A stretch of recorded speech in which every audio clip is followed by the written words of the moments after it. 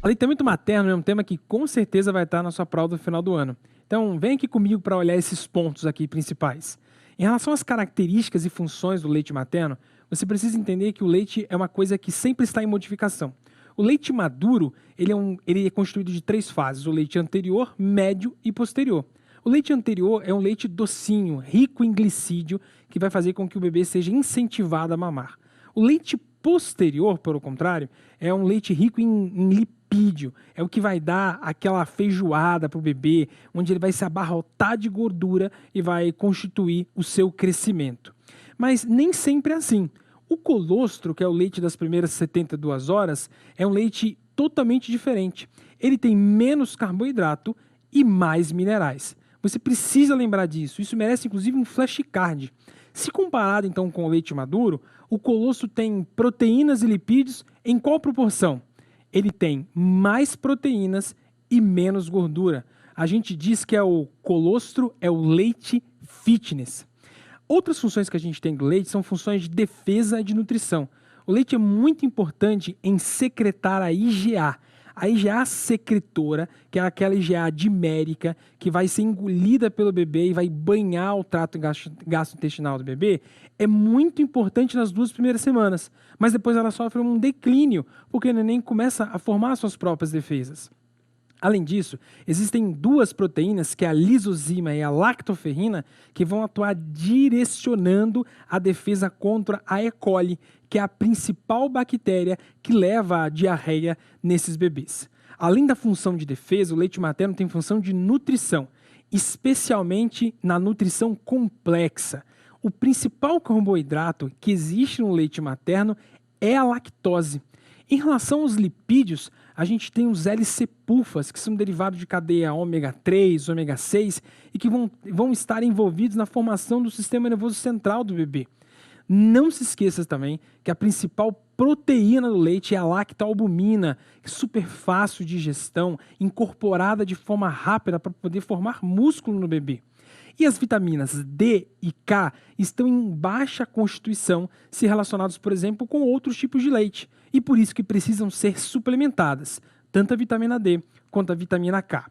Se a gente for comparar o leite do termo, do prematuro, do leite de vaca, em especial o leite humano com leite de vaca, você vai perceber que leite de vaca foi feito para bezerro, e por isso que vai ter muito mais de tudo.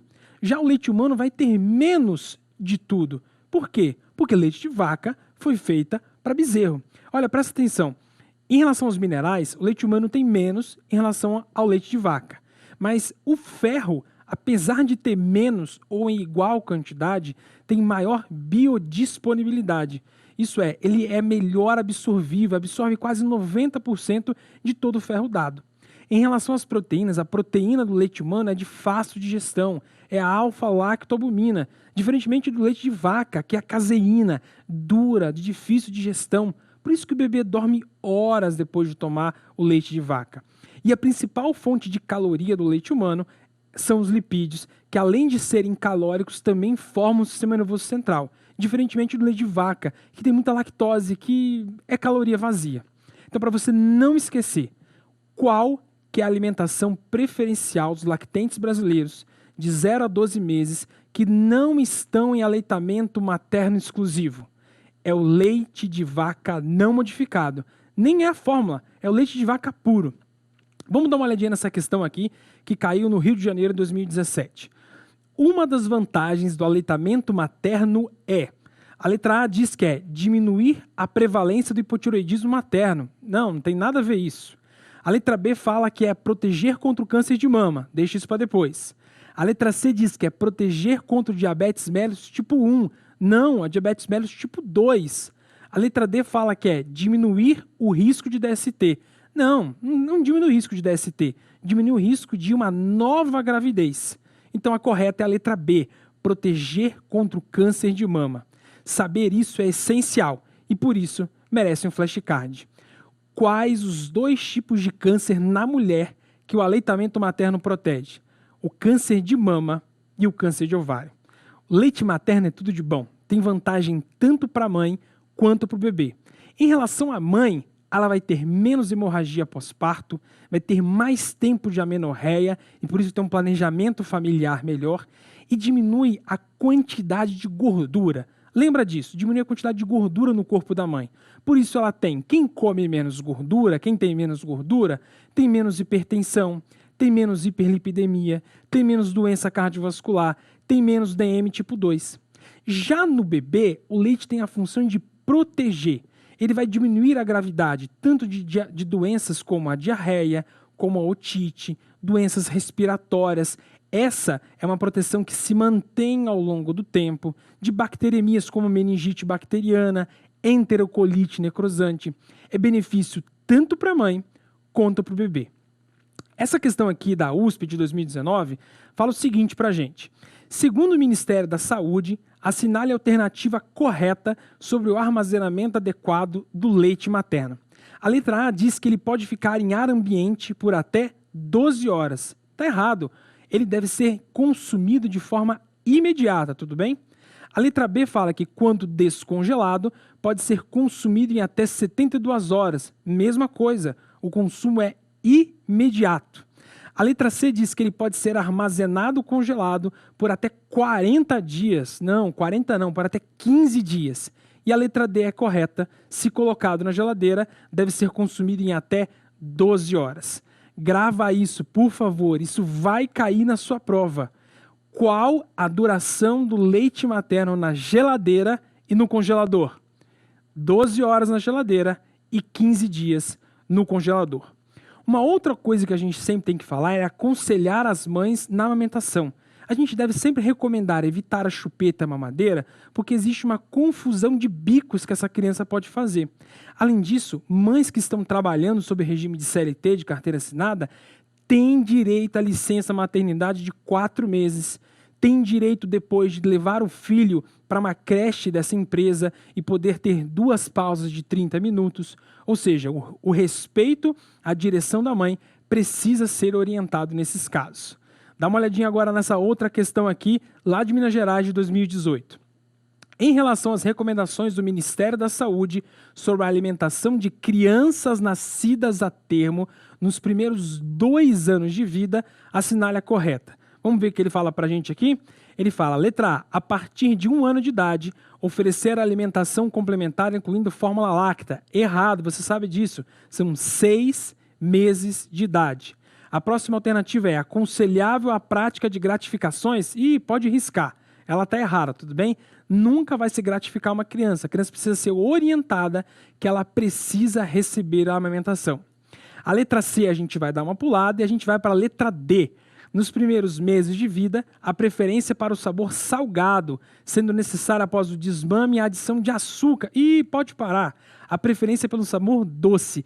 E jamais a gente vai acrescentar açúcar numa nutrição de uma criança antes dos 2 anos de idade. A resposta certa é a letra C.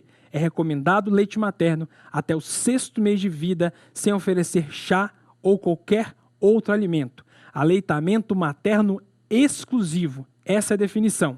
Lembra disso? Por quanto tempo o Ministério da Saúde orienta o aleitamento materno exclusivo? Qual que é a resposta? 6 meses de idade. Orientar o aleitamento materno não é simplesmente falar o que precisa ser feito. Precisa orientar como que vai ser a técnica de amamentação. E a gente tem tanto pegas quanto posição. Em relação à pega, o que a boca do neném precisa fazer é estar bem aberta para poder abocanhar mais a auréola visível acima do que abaixo. Em resumo, a boca precisa estar aberta com o lábio inferior evertido e a gente precisa ter o queixo tocando o peito para que a sugada, para que a sucção possa ser lenta e efetiva. Em relação à posição, o resumo é que o bebê precisa estar bem abrigado. O tronco e a cabeça no mesmo eixo, o rosto voltado para frente, o bebê bem apoiado pela própria mãe e o bebê com a cabeça e o tronco alinhado com o próprio corpo da mãe. Mamou errado, tem técnica de amamentação errada, vai dar problema de amamentação. E a boa pega é o tratamento fundamental para todos os problemas. Quando o bebê não pega bem, ele não suga.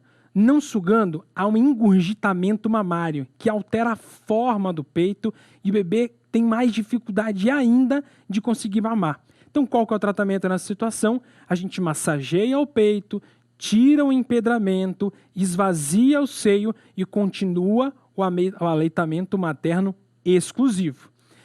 Mas quando o engurgitamento materno não consegue ser selecionado, a gente tem a mastite. A mastite é a combinação desse engurgitamento com a pega errada, faz uma fissura, entra o Staphylococcus aureus e gera inflamação. A inflamação gera dor, distensão, calor, hiperemia, febre e o bebê tenta mamar e cada vez mais vai aumentando o engurgitamento mamário. Isso é um círculo vicioso que termina com a tragédia que é o abscesso. No abscesso mamário, a gente precisa suspender o aleitamento enquanto estiver drenando ali, perto do bico. Mas se estiver drenando longe, não importa. Essa informação precisa estar guardada no seu bolso e por isso eu fiz esse flashcard para você aqui. Na mastite, tem contraindicação à amamentação?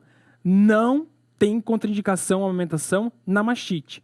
E qual que é a conduta na mastite em relação à mãe? A conduta é antibiótico e analgesia. Presta atenção nessa próxima questão aqui, lá de Minas Gerais de 2019. Ela fala pra gente de um recém-nascido com um peso de 3,1 kg, ou seja, ok, a termo, com bom peso, com diagnóstico recente de tuberculose pulmonar ainda sem tratamento. A mãe não tratou. Qual que é a conduta mais adequada em relação ao aleitamento materno dessa criança? Vamos dar umas olhadas na alternativa? A gente vai pular, tudo bem? A letra B fala que a gente tem que contraindicar o aleitamento materno. Olha, contraindicar o aleitamento materno raramente vai ser uma opção. O leite materno tem muita função boa para o bebê e dar leite de vaca é pior para essas crianças. Então, a gente já anula ela, a gente não vai contraindicar em tuberculose, tudo bem?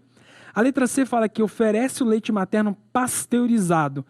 Pasteurização do leite materno só se faz em CMV quando a criança tem menos do que 1,5 kg ou nasceu com menos de 30 semanas. Aí sim a gente pasteuriza. E a letra D nem vale a pena comentar porque está totalmente errada. A resposta correta é a letra A. Amamentar ao seio materno com a mãe usando máscara, iniciar isoniazida e adiar a vacina de BCG. Então, para que isso fique guardado, enraizado, mãe puérpera com diagnóstico de tuberculose bacilífera, ou seja, com menos de 2 semanas de tratamento, qual a recomendação para amamentação? A gente vai amamentar essa criança com uso de máscara, incluir isoniazida por recém-nascido até 3 meses, faz o BCG, BCG que tiver negativo, a gente continua a fazer por mais 3 meses.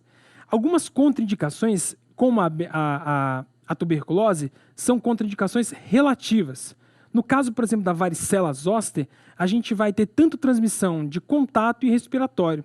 Se a mãe tem varicela zoster com 5 dias antes do parto até 2 dias depois, a gente vai aplicar imunoglobulina e periumune em até 96 horas do recém-nascido, ou seja, 4 dias de vida. E quando é que a gente vai liberar para esse neném mamar no peito? Quando a fase de crosta passar, então a gente pode liberar. Uma outra doença é a hepatite B em mães HBsAg positivo. Nesse caso, a gente vai aplicar imunoglobulina e vacina em grupos musculares diferentes nas primeiras 12 horas de vida. Quer ver uma outra contraindicação relativa que dá um problemão? Dá uma olhadinha nesse flashcard aqui que eu fiz para você. Das contraindicações relativas, qual doença materna necessita ser discutida com a família para poder suspender o aleitamento materno?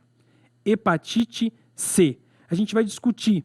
Não existe nada provando que existe a transmissão pela fissura com passagem de sangue, mas precisa ser discutido e orientado a esse risco teórico.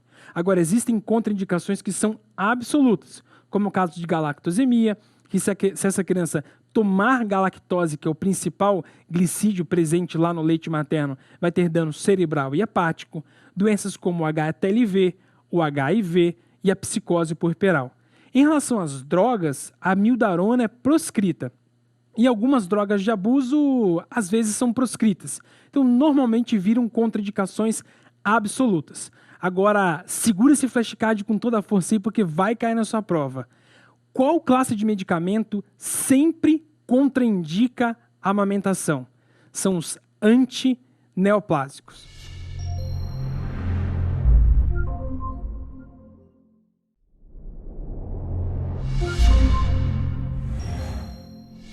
A puericultura compreende o acompanhamento do crescimento e do desenvolvimento dessa criança e tem um enfoque na promoção e na preservação da saúde dessa criança.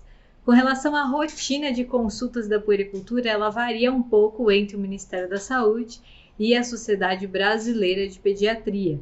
Mas basicamente eu tenho uma consulta lá na sala de parto ou na alta neonatal, depois na primeira semana de vida, mensal até 6 meses, e daí espaça um pouquinho mais. Nessas consultas a gente sempre deve abordar todos os aspectos da vida da criança e realizar um exame físico bem completo, com o objetivo de formular os diagnósticos de normalidade dessa criança, crescimento, estado nutricional, vacinação, alimentação, desenvolvimento neuropsicomotor e ambiente físico e emocional. Esses diagnósticos de normalidade, eles são agrupados sob esse acrônimo CEVADA e você sempre deve formular ao término de cada consulta de puericultura e antes de você pensar em eventuais diagnósticos patológicos. Nessa aula de hoje eu vou falar em como que você dá o diagnóstico do crescimento e do estado nutricional. Vamos falar também dos marcos do desenvolvimento neuropsicomotor e do que é uma alimentação adequada para essa criança. Vamos começar então falando de classificação antropométrica e para realizar a classificação antropométrica a gente lança a mão da análise das curvas da Organização Mundial da Saúde.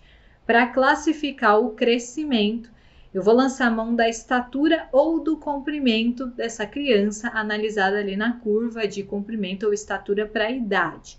Lembrando que a gente mede o comprimento da criança deitada com o estadiômetro horizontal até em torno dos 2 anos de vida e depois disso a gente já mede a estatura da criança em pé, sempre com o estadiômetro vertical fixo. Então pego essa medida e coloco ela lá na minha curva de comprimento por idade, por exemplo.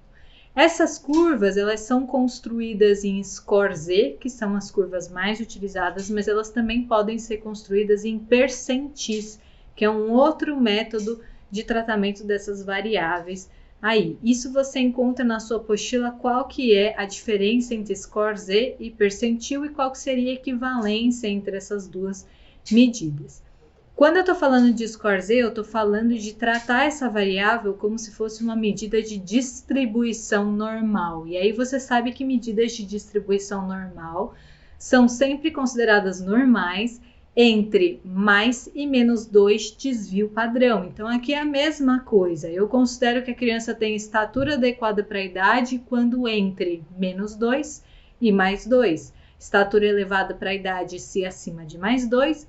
Baixa estatura para a idade quando entre menos 2 e menos 3 e muito baixa estatura para a idade quando abaixo de score Z menos 3. Agora passando para o diagnóstico nutricional, aqui eu também vou lançar a mão da análise do peso e do índice de massa corpórea nas curvas da Organização Mundial da Saúde. Então eu tenho 3 curvas que eu posso utilizar para analisar estado nutricional. A curva do peso para a idade, a curva que relaciona o peso para a estatura da criança e a curva que relaciona o índice de massa corpórea para a idade da criança.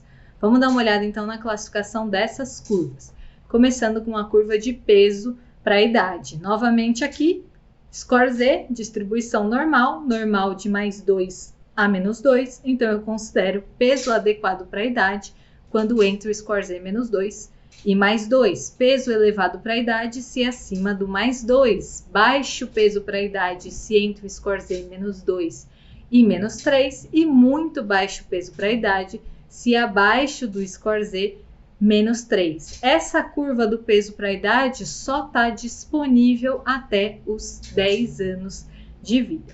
Inclusive sobre essa curva eu quero falar mais uma coisinha, mas eu vou trazer um flashcard para ajudar a gente nisso. Qual que é a melhor curva para identificar uma criança com risco de desnutrição aguda? A melhor curva para isso é justamente a curva do peso para a idade, porque nessa situação da criança com risco de desnutrição aguda, acontece uma retificação da curva ou uma queda das faixas de percentil ou do score Z dessa criança. Entendido isso, agora vamos mudar de curva, eu vou mostrar as curvas do índice de massa corpórea por idade.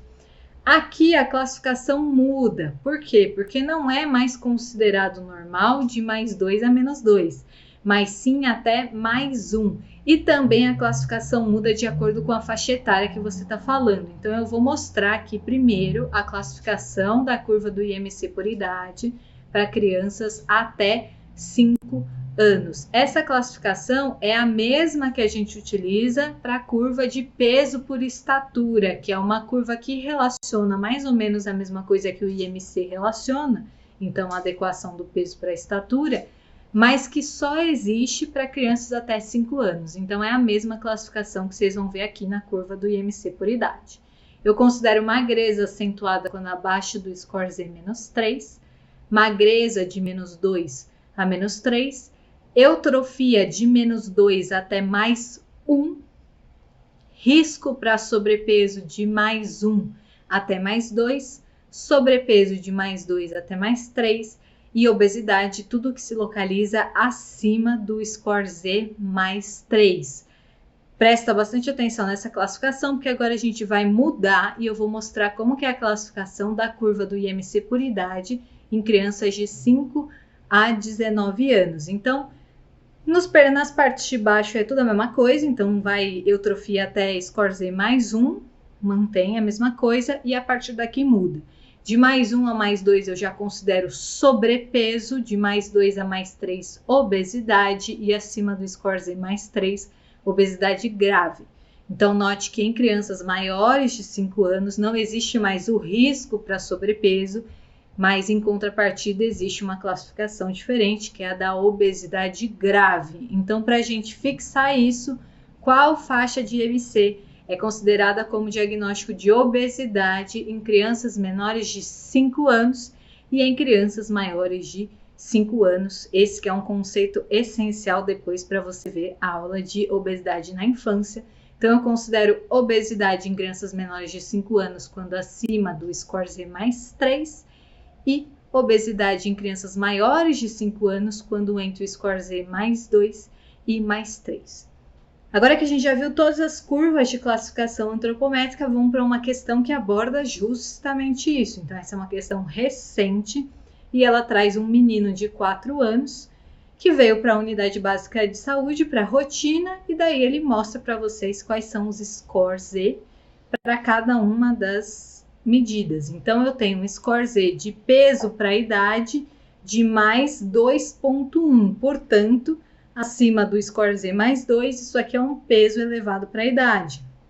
Eu tenho um score Z de estatura para a idade de -1,9. Portanto, entre o -2 e o +2 é estatura adequada para a idade. E eu tenho um score Z do IMC para a idade de +3,3. Portanto, acima do score Z +3, num menino de 4 anos, isso se classifica como obesidade. Lembrando que não existe a classificação de obesidade grave em crianças menores de 5 anos. Então, a alternativa correta aqui seria a alternativa A, peso elevado para a idade, estatura adequada para a idade e obesidade. Além dessa análise pelas curvas da Organização Mundial da Saúde, também existe uma outra forma da gente analisar se o crescimento está dentro do esperado ou não, a partir da avaliação dos parâmetros de normalidade. Esses parâmetros de normalidade são mais utilizados para o segmento das crianças no primeiro ano de vida, mas principalmente nos primeiros meses de vida, para avaliar se a criança está com ganho ponderostatural adequado. Essa aqui é uma tabelinha bem legal para você ler antes da prova, porque pode ser que você precise saber essas medidas logo antes da prova. Note que aqui eu tenho aquelas medidas importantes de perímetro cefálico. Então, no primeiro trimestre de vida, eu espero que a criança ganhe 2 centímetros por mês de perímetro cefálico. No segundo trimestre, 1 centímetro por mês. E aí, no segundo semestre de vida, já cai pela metade, meio centímetro por mês de aumento de perímetro cefálico. Com relação ao perímetro cefálico, a gente também pode levar em consideração algumas curvas, e para isso eu vou trazer outro flashcard para vocês. Como que é feita a avaliação de microcefalia? Eu considero que a criança tem microcefalia quando ela tem curva da OMS do perímetro cefálico para a idade, ou aquela curva do intergrowth do perímetro cefálico para a idade gestacional, com perímetro cefálico inferior ao score Z-2. E eu considero microcefalia grave quando o perímetro cefálico é inferior ao score Z-3. Você encontra essas curvas lá na sua apostila. Entendido tudo de classificação antropométrica, agora eu vou trocar. Eu vou falar sobre desenvolvimento neuropsicomotor. E é importante que a gente lembre que o acompanhamento de desenvolvimento neuropsicomotor ele é contínuo ao longo das consultas e ao longo da consulta a gente vai avaliar se a criança adquiriu ou não as habilidades que são esperadas para a sua faixa etária. Essas habilidades é o que a gente chama de marcos do desenvolvimento neuropsicomotor. E a idade de aparecimento de cada um desses marcos pode variar, depende um pouco de criança para criança, porque depende um pouco do estímulo que aquela criança está recebendo. Existem vários domínios de avaliação do desenvolvimento neuropsicomotor, mas os que mais caem em prova são os domínios motor, de linguagem e social. Então vamos dar uma olhada no que a gente espera encontrar em cada faixa de idade baseado nesses domínios. Quando eu estou falando de uma criança de 2 meses de vida, eu espero que ela siga um objeto em movimento por 180 graus. Ela também vira a cabeça em direção a sons. E quando você coloca essa criança de bruços, fazendo o característico tummy time, então tempo de barriguinha para baixo, ela vai levantar a cabeça e vai empurrar um pouquinho com os bracinhos. Também é nessa idade que a gente encontra um dos marcos mais cobrados em prova. Então, a partir de qual idade o lactente começa a apresentar o sorriso social? O sorriso social é um marco do desenvolvimento que aparece entre 1 mês e 2 meses de vida. Se não apareceu até os 2 meses, você considera que essa criança tem aí um atraso desse marco do desenvolvimento. Quando eu tô falando de uma criança de 4 meses, geralmente quando eu coloco ela de bruços, ela já consegue ficar com a cabeça erguida sem apoio, né? Ela já consegue apoiar esse cotovelo e ficar bem forçando um tempinho ali. Ela tenta já pegar objetos com a mão e para isso ela já usa os olhos, né, direcionados junto com a mão para ter sucesso na sua busca pelo objeto. Ela já consegue segurar um objeto e chacoalhar. E também nessa idade ela já leva as mãos até a linha média e leva as mãos à boca. Com 4 meses também é uma idade que ela já sorri de forma espontânea, já demonstra afeto e já imita expressões faciais. Com 6 meses de vida eu tenho uma criança que já começa a sentar, embora ainda com apoio, na maior parte dos casos. Ela consegue transferir objetos de uma mão para outra. Ela já consegue rolar em ambas as direções. Essa é uma idade que gosta muito de se ver no espelho, que mostra muita curiosidade sobre as coisas que estão fora do alcance e que tenta alcançar as coisas. Também é uma idade de lalação, então que eles começam a repetir sílabas, né? Como bababá, lalala, mamamá. Essa lalação começa em torno aí dos 6 meses de vida.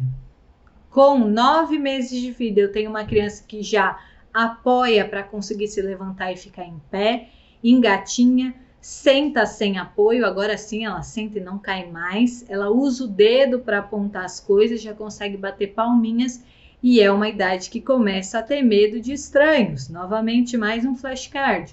A partir de qual idade o lactente começa a realizar esse movimento de pinça de indicador e polegar, que também é um marco muito importante para o desenvolvimento motor fino, né? Então mostra já que ela consegue fazer atividades delicadas com as mãos.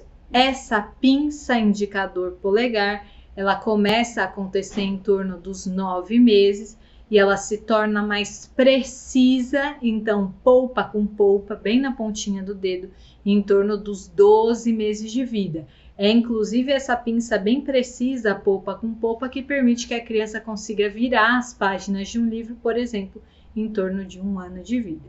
E com 1 ano de vida, na verdade, essa criança, além de conseguir virar as páginas do livro, ela já consegue ficar em pé sozinha, ela já consegue dar alguns passos sem apoiar, em alguns casos ela consegue andar sozinha, isso depende um pouco do estímulo que ela tem, ela já senta sem ajuda.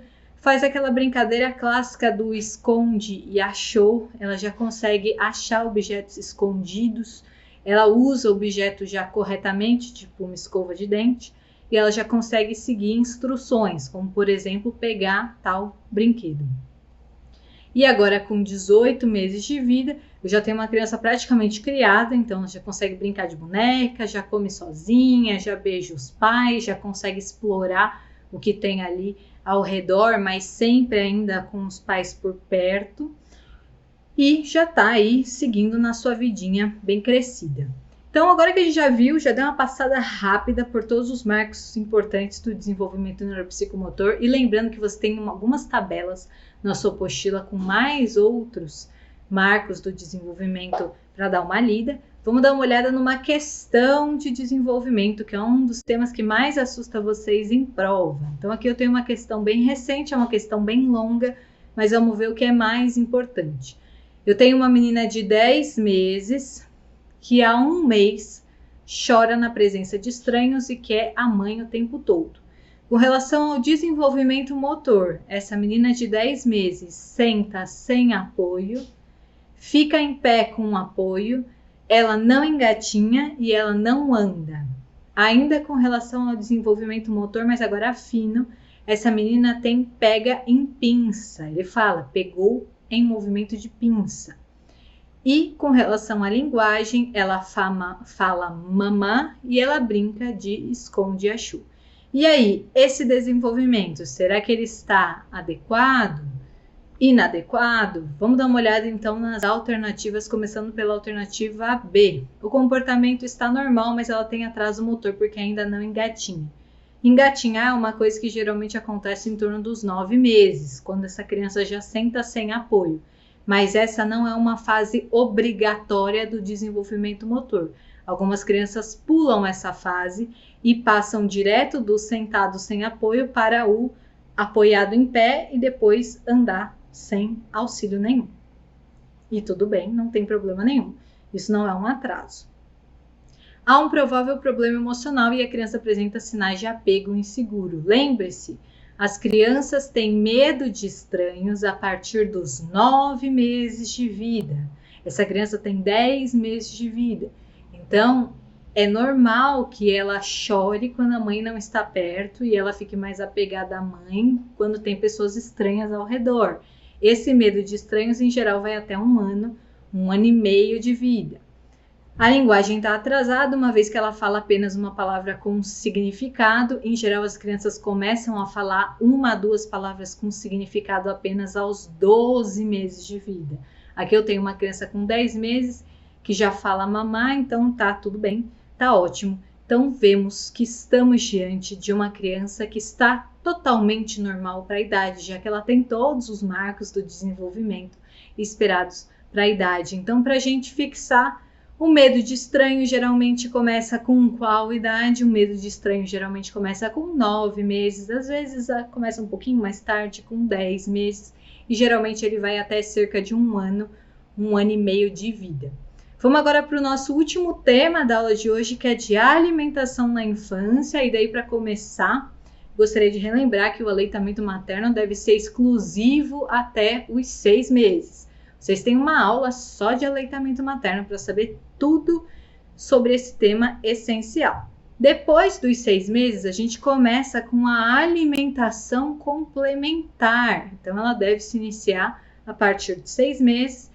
E aí você pode começar já logo de cara com frutas in natura. A gente dá preferência ao consumo de frutas ao invés de sucos.